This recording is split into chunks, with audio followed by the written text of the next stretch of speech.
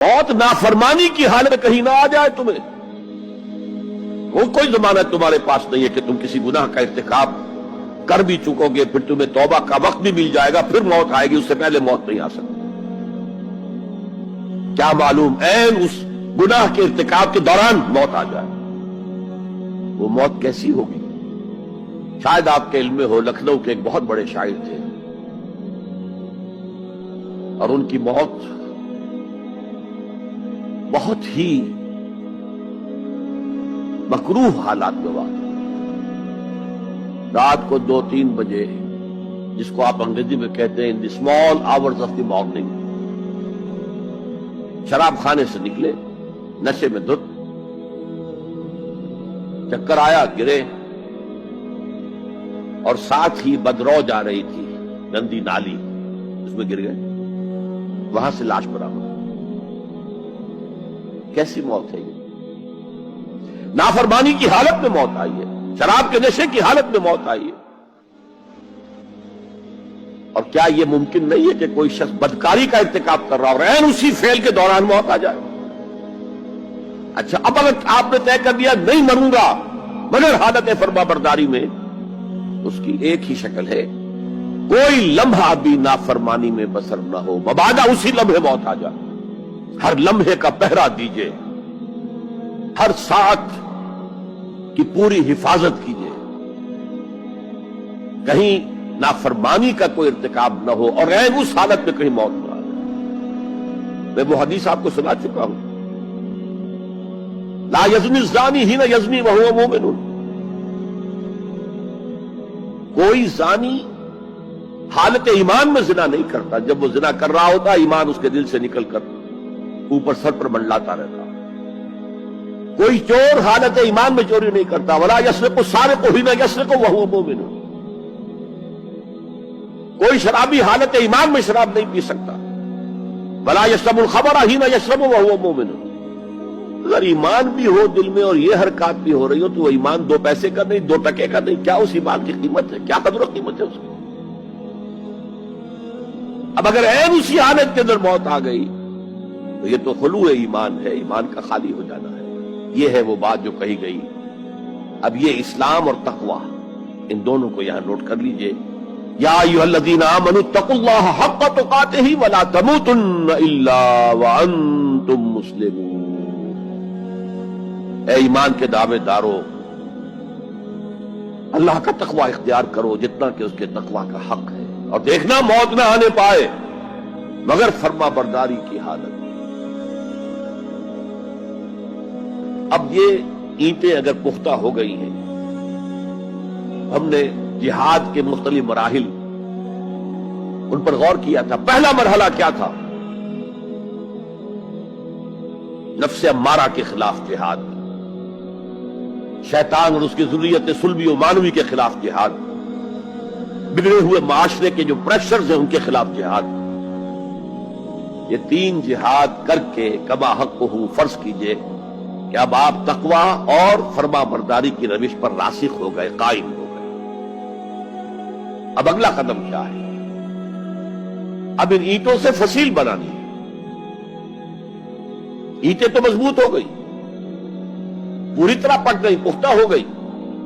مجھے اقبال کہتا ہے کہ خام ہے جب تک تو ہے مٹی کا ایک انبار تو، اور پختہ ہو جائے تو ہے شمشیر بے زنہار تو۔ اور جسے اکبر الہ آبادی نے بھی کہا ہے، اس سے بھی بہتر انداز میں کہا ہے، تو خاک میں مل اور آگ میں جل، جب خشت بنے تب کام چلے، ان خام دلوں کے عنصر پر بنیاد نہ رکھ، تعمیر نہ کر۔ اگر ساحل سمندر سے ریت لے کے گولا بنا دیں، وہ نم تو ہوتی ہے ریت، گولا بن جائے گا، کیونکہ اسے شیشے پر بھی ماریں گے، شیشہ کھڑا رہے گا، ریت بکھر جائے گی۔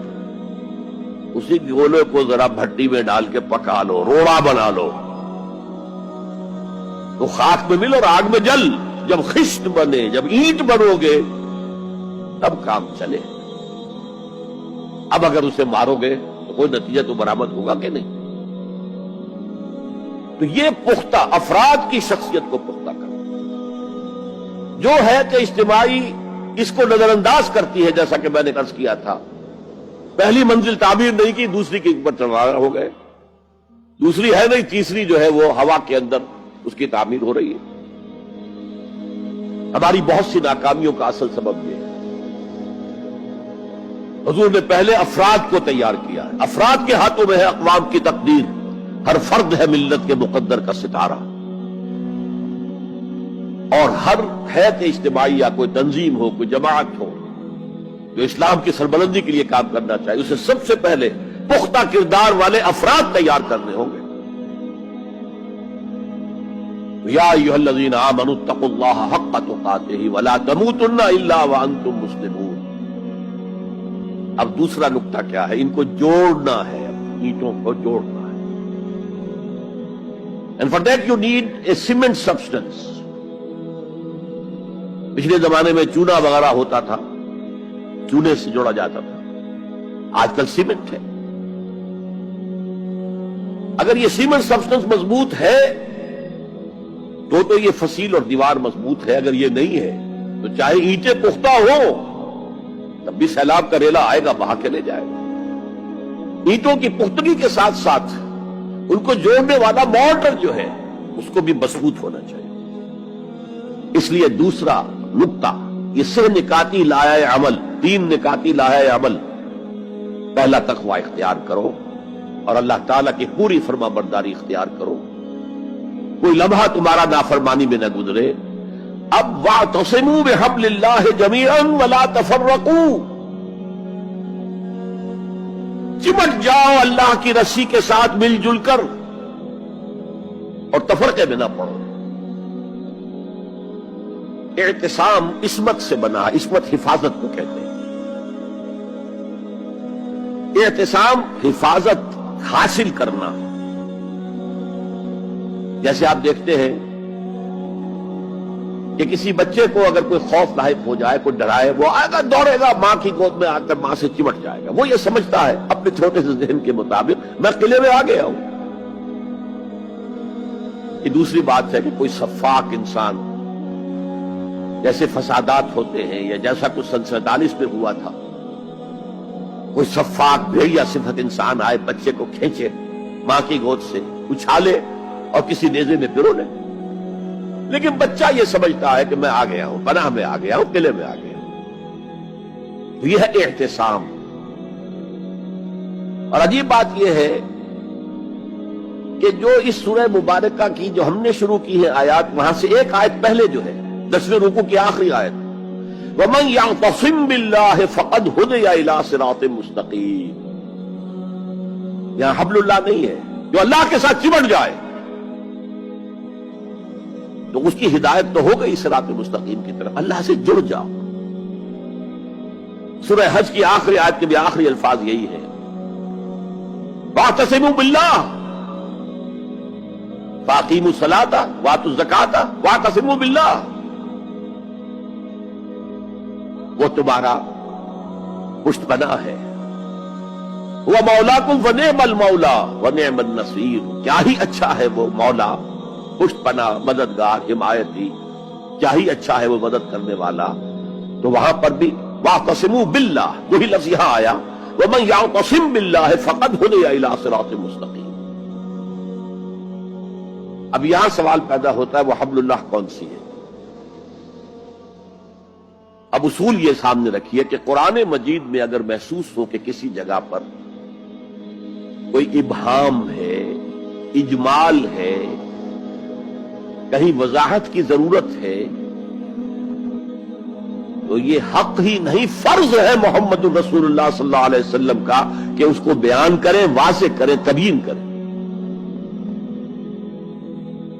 انزلنا الیک الذکر لتبین للناس ما نزل الیہم، اے نبی ہم نے آپ کی طرف یہ ذکر اس لیے نازل کیا ہے کہ آپ لوگوں کے لیے واضح کریں وہ شے جو ان کے لیے نازل کی گئی، ان کی طرف بھیجی گئی۔